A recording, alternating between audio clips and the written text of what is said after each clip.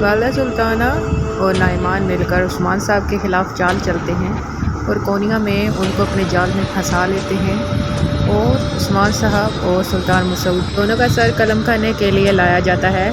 तब उस्मान साहब सुल्तान अलाउद्दीन की तरफ देखते हैं, लेकिन वो खामोशी से बैठे रहते हैं। उस्मान साहब खुद ही नीचे बैठ जाते हैं और अपना सर लकड़ी के ऊपर रख देते हैं।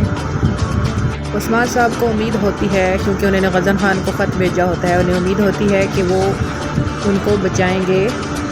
जब जिलाद उस्मान साहब का सर कलम करने लगते हैं तो साथ ही बाला खातून और इसरीगन खातून वहाँ पहुँच जाती हैं और उस्मान साहब का सर कलम होने से पहले ही वो तीरों का निशाना लेकर दोनों जिलादों को ख़त्म कर देती हैं। उस्मान साहब खड़े होते हैं और देखते हैं बाला खातून को, तो खुशी से कहते हैं कि बाला खातून, और फिर उसके साथ बाला खातून और इसरीगन खातून आगे बढ़ती हैं। उस्मान साहब और सुल्तान मसूद के हाथ खोल देते हैं।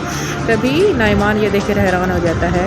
बाला सुल्ताना कहती है तुम कौन हो? तो इसरीगन खातून कहती है कि मैं गज़न खान की बेटी हूँ और एक माहिर कमांडर हूँ। बाला सुल्ताना कहती है तुम जो कोई भी हो, लेकिन कोनिया में आने के कोई कवानीन है? इसरीगन खातून कहती हैं कि कोनिया गज़न खान की सरपरस्ती में है। तो उस्मान साहब गज़न खान के दोस्त हैं, नाइमान गद्दार है, अब नाइमान के साथ मिलकर ये सब नहीं कर सकती हैं। कोनिया एक इस्लामी सरजमीन है।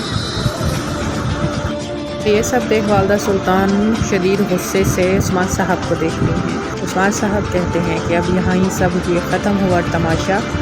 इसके साथ ही उस्मान साहब अपने सिपाहियों को इशारा करते हैं कि हमला करो।